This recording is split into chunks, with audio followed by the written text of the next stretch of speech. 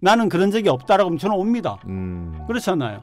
그런데 국민들은 어떻게 생각하는 거예요? 나는 거기에 직접 잘 모르겠다라고 하면서 아이고 뭐 파리에서 22일 날 뭘 하겠다고 하는데 그분 파리에서 뭐 하고 있는 거예요? 네.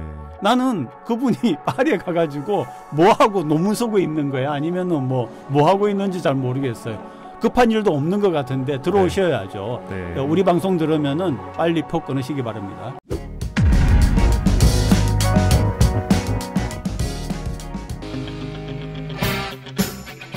자, 한 주간 정치 이슈 짚어봅니다. 정치인사이드 한국정치학회 이사 조경근 교수와 함께합니다. 교수님 안녕하세요. 네, 안녕하세요. 네.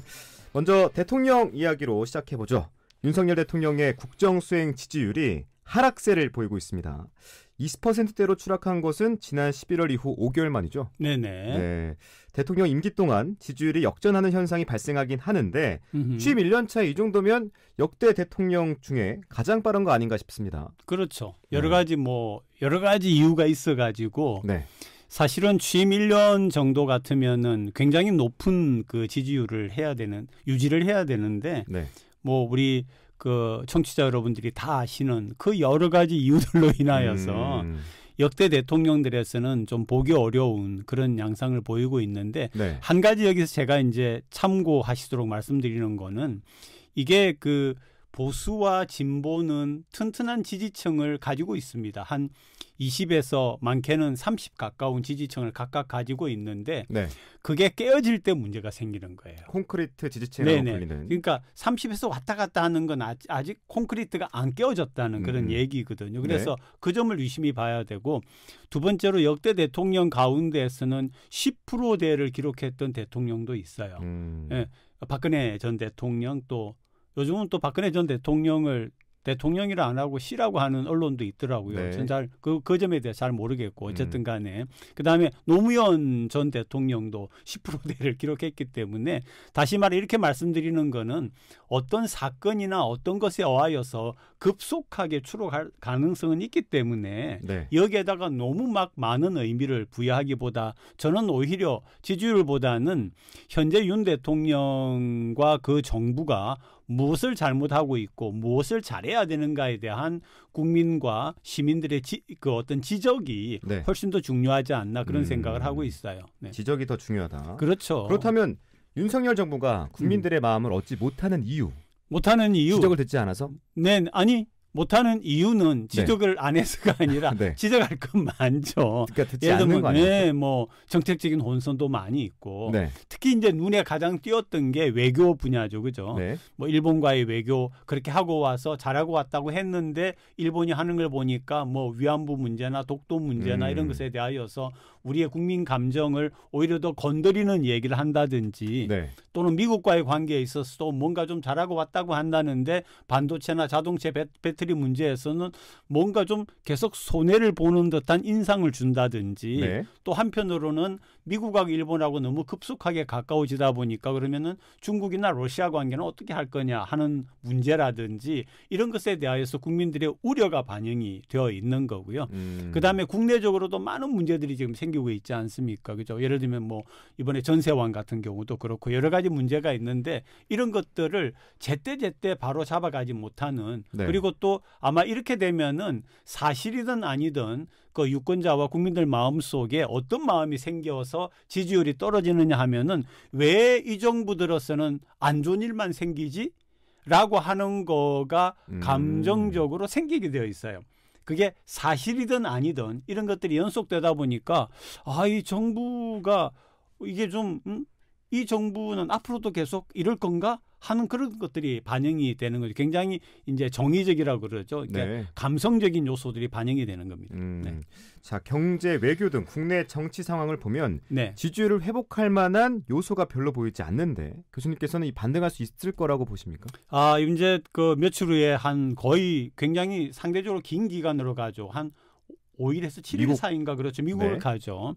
근데 뭔가 크게 해올 것처럼 이렇게 이야기를 하고 있어요. 의회에서 연설도 하고 대통령도 만나고 또 하버드 대학에서 학생들 앞에서 연설도 하고 이런 것들 잡아놓고 있는데 네. 그렇게 이렇게 겉으로 보이는 어떤 그래 괜찮은데 이게 아니라 실질적으로 뭔가 얻어와야 되는데 사실은 아까 말씀드린 그런 여러 가지 지금까지 해오던 걸 보면은 네. 그런 게 과연 있겠나 하는 있겠나. 현재로서는 큰 기대가 없는 그런 상태예요. 그런데 그런 큰 기대가 없는 상태이기 때문에 오히려 만약에 진짜 내세울 걸 얻어오면은 반등의 계기가 될 수는 있다고 봅니다. 그런데 모르죠. 네, 두고 봐야겠죠. 네, 대통령 얘기는 여기서 갈무리하고 여야 상황으로 넘어가 보죠. 네. 먼저 국민의힘 이 정광훈 목사 리스크가 있거든요. 네. 자, 정광훈 목사 꼬리표를 달아서 당에 가입한 사람들을 파악해 보니까 981명 정도 나왔다고 해요. 네. 나가달라 탈당 권유 문자를 보냈는데 네. 이 정도로 정리가 될까요? 아마 잘 안 될 거예요. 그런데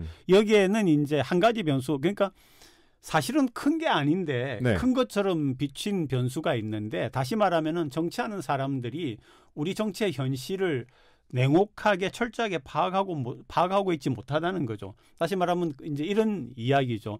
민주당 같은 경우에는 그 민노총을 중심으로 해가지고 항상 종로나 광화문에서 굉장히 많은 인원수의 그런 시위가 있지 않았습니까? 네. 근데 보수에서는 없었어요.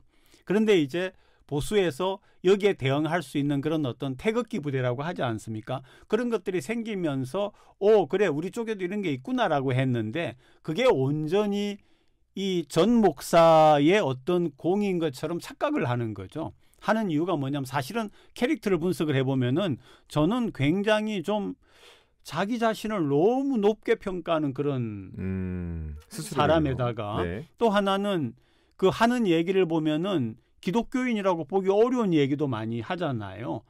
그런데 그러면 거기에 모인 사람, 자기 교인과 몇 사람을 빼고 나서 거기에 모였던 많은 사람들은 뭐냐 하면은 네. 이 사람을 보고 이 사람이 좋아서 온 게 아니고 네. 그냥 그러니까 야당에 대해서 또는 노조에 대해서 또는 진보에 대해서 뭔가 반대를 하고 싶은데 모일 장소가 없었던 거죠.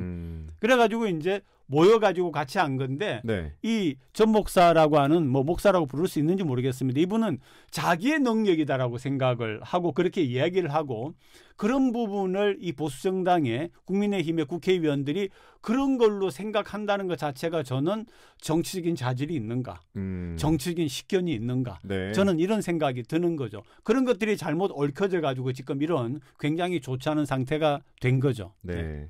자, 정광훈 리스크가 네. 여당 쪽이라면 이제 야당 네. 돈봉투 논란이 일고 있습니다. 네. 네. 검찰 수사와 재판을 통해 뭐 밝혀져야겠지만 민주당으로선 치명적인 논란이 될 수밖에 없을 것 같아요. 와, 그런데 거기다가 네. 어떤 그 민주당의 의원이 나와가지고 네. 아이 그래 300만 원이라고 하는데 아이고 300만 원 이런 얘기를 하는 게 거기도 참 정신 없는 네. 원래 이게 없는이라는 표현을 쓰지 않고 다른 표현을 쓰려고 하다가 네. 제가 순화를 시켰습니다. 네. 정신 없는 사람들이 참 대한민국 국회 여의도에 도처에 있구나라고 하는 생각을 했는데 굉장히 큰 문제죠. 뭐냐면은 민주당 그러면은 뭐 그전에 주장해왔던 지금은 아니지만 도덕성 뭐 이런 것들을 주장을 해왔고 그러면은 자기네 당대표를 뽑으면은 가장 도덕적으로 뽑아야 되는 거 아니에요. 그렇죠. 그런데 이 당대표를 뽑는 데에 돈이 그러니까 불법 선거가 개입돼 있다라고 하는 거 아닙니까? 근데 처음에는 이걸 그 뭐 야당 탄압의 프레임으로 씌웠다가 처음에는요. 처음에는 그렇죠. 그렇게 된 것도 잘못된 거죠. 그런 얘기를 하는 사람도 잘못되었고 당 지도부 자체도 그랬다가 이제 굉장히 정말 이렇게 뜨거운 이슈가 되니까 당대표가 일어나서 몇 번씩 절을 하면서 잘못되었다고 이걸 바로 잡겠다고 우리가 당에서 먼저 조사도 하겠다고 했는데 네. 저는 조금 그랬던 게 그 화면에 잡혔을 때 옆에 있던 사람들은 고개를 계속 들고 있어요. 굉장히 그 시민의 한 사람으로서 유권자의 한 사람으로서 저는 그런 것들이 좀 안타깝고 또 옳지 않다는 생각을 했습니다. 네. 당대표가 고개를 숙이면은 자기네가 지도부 같으면은 국민 앞에 함께 고개를 숙이면서 죄송합니다. 잘못했습니다라고 해야 되는 거 아니에요? 네. 그러니까 그런 모양을 가지고 있으니까 소속된 국회의원이 300만 원 그거 얼마라고요. 이런 얘기를 하는 거예요. 그래서 이게 국민의힘도 문제지만 민주당도 문제고 한마디로 말하면은 참 우리 국민들께서 내년 4월에 있는 총선에 정말 그중에서 좀 이 당보다도 네. 제대로 된 사람을 뽑도록 눈에 좀 불을 켜셔야 될 것 같아요. 네. 네네. 송영길 전 대표는 파리에 있잖아요. 예, 22일 날 뭐 기자회견을 연다고 하는데 안 온다고 하잖아요. 네. 왜 안 오는 걸까요? 아니 자기가 떴뜻하면 와야죠. 떳떳하지 않으니까 안 오는 아니, 거다. 저는 만약에 제가 그런 상태고 저는 정말로 여기에 대해서 아무것도 모르는 것이었고 나는 그런 적이 없다라고 하면 저는 옵니다. 그렇잖아요. 그런데 국민들을 어떻게 생각하는 거예요? 나는 거기에 직접 잘 모르겠다라고 하면서 아이고 뭐 파리에서 22일 날 뭘 하겠다고 하는데 그분 파리에서 뭐 하고 있는 거예요? 네. 나는 그분이 파리에 가가지고 뭐 하고 논문 쓰고 있는 거야? 아니면은 뭐 하고 있는지 잘 모르겠어요. 급한 일도 없는 것 같은데 들어오셔야죠. 네. 우리 방송 들으면은 빨리 표 끊으시기 바랍니다. 네. 저희 방송 듣고 빨리 네, 빨리 오세요. 네. 바라겠고요. 자, 이번에는 이런 일들 때문에 네. 여야 다 싫다. 정치에 혐오를 느끼는 무당층이 늘어나고 있습니다. 그렇죠. 그래서 금태섭 전 의원이 제3지대론을 꺼내 들었는데 네. 수도권 30석 이상의 목표로 신당 창당 의지를 표명했습니다. 네. 나름 뭐 추진력 있게 진행되는 것 같아요. 왜냐하면 김종인 국민의힘 전 비대위원장도 힘을 보태겠다라고 네. 말을 했고 그래서 약간 될 것 같다라는 가능성도 보이고 있는데 교수님께서는 어떻게 보세요? 일단 분위기는 되어 있죠. 왜냐하면 현재 국민의힘도 현재 민주당도 옳지 않은 부분이 너무 많다고 생각을 하기 때문에 분위기는 되어 있는데 분위기만 가지고 내년에 총선에서 의석을 차지할 수는 없습니다. 뭐냐면은 힘이 모아져야 됩니다. 그 전에 이제 유일하게 제3당을 만들었던 게 안철수 전 대표죠. 네. 근데 거기에는 확실하게 그 당시에 진보정당에 대하여서 가지고 있던 신뢰가 무너지면서 호남에서 뭔가 새로운 정치 세력을 기대를 하는 그거를 캐치를 했던 게 안철수 전 대표였거든요. 네. 다시 말하면은 호남이라고 하는 어떤 하나의 묶음으로 힘을 발휘해 줄 수 있는 그런 부분이 있었습니다. 수도권 뭘 어떻게 묶겠다는 거예요. 네. 아직까지 큰 그림이 안 그려지는 네. 그리고 수도권이라고 하는 게 굉장히 좀 엉성한 어떤 이게 구도 잡기인 것 같고요. 거기에 들어가가지고 거기에는 뭔가 하나로 묶어낼 수 있는 네. 거기에서 30석이라고 하는데 물론 이제 말은 그렇게 했지만은 실제로 30석을 바라는 건 아니겠죠. 뭐 적어도 원내 저걸 할 수 있는 그런 의석 정도 한 20석 정도를 바랄 수도 있지만은 20석은 없는 것도 대단한 교섭단체. 거거든요. 네. 교섭단체. 근데 저는 출발에 비해서 김종인이라고 하시는 분이 네. 여야에서 했던 그런 역할들을 보면은 기대할 수 있다고 볼 수 있겠지만은 저는 현재와 같은 그런 상황, 앞으로 이제 이게 어떤 식으로 나갈지는 모르지만 그런 상황을 봐야지 지금으로서는 저는 큰 기대를 하는 그런 내용은 나와 있지 않다 이렇게 봅니다. 네. 하고 싶은 말이 참 많은데 여쭤보고 싶은 말이 항상 많고. 그렇죠. 네. 마지막으로 북한 얘기를 하면서 좀 마무리하겠습니다. 네네. 그 북한 김정은 국무위원장이 군사 정찰 위성 1호기가 완성됐다며 계획된 시일 안에 발사하라고 지시했습니다. 네. 근데 뭐 계획된 시일이 언젠지는 모르겠지만 그 윤석열 대통령이 미국을 방문하는 뭐 그 기간일 수도 있고 그 이후일 수도 있을 것 같은데 지금 두 가지만 제가 말씀드릴게요. 네. 하나는 싸움에 쓰기, 전쟁에 쓰기려고 하면은 상대 진영과 우리 진영을 깨알처럼 들여다볼 수 있는 게 필요한데 이 정찰 위성이라고 하면 미국이 가지고 있는 것 같은 경우에는 굉장히 많이 가지고 있습니다. 한국도 이미 뭐 한 4-5개를 가지고 있지만 같은 경우에는 이렇게 굴러가는 탁구공도 보입니다. 그래요? 네, 하면은. 네. 근데 이제 그게 없는 거죠. 네. 네, 없고 두 번째는 현대 전쟁이라고 하면은 전부 뭘로 움직이느냐 하면은 정찰 위성에서 쏘아주는 GPS로 움직입니다. 네. GPS로 뭐가 있다라고 하는 건데 북한은 그게 없거든요. 네. 그러니까 이번에 우크라이나 러시아 같은 경우에도 러시아가 굉장히 곤혹을 치렀던 게 서방 쪽에서 정찰 위성을 가지고 어디에 뭐가 있다니까 거기를 정확하게 타격하니까 러시아가 타격을 받은 건데 북한은 정찰 위성이나 그런 위성이 GPS를 완벽하게 장악하는 그런 위성을 스스로 가지고 있지 않기 때문에 전쟁이 났다라고 하면은 핵무기 하나 외에는 백전백패인 거죠. 네. 그런데 핵무기 한 방 쏘았다고 전쟁이 이길 수 있느냐 그거 아니거든요. 네. 예를 들어서 핵무기가 하나 날아왔다. 그러면 이미 지상군이 북한으로 투입될 거 아닙니까? 네, 전부 다. 그렇죠. 그러면 북한군이 지상군이 북한으로 투입됐는데 북한 지역에도 핵무기 쏠 겁니까?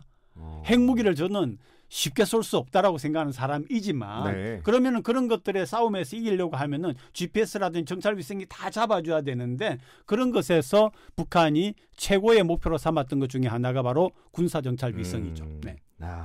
깔끔하게 정리해 주셔서 네. 감사합니다. 자, 오늘은 여기까지 듣도록 네네. 하죠. 지금까지 정치인사이드 한국정치학회 이사 조경근 교수와 함께했습니다. 교수님 오늘 말씀 고맙습니다. 네, 고맙습니다. 네.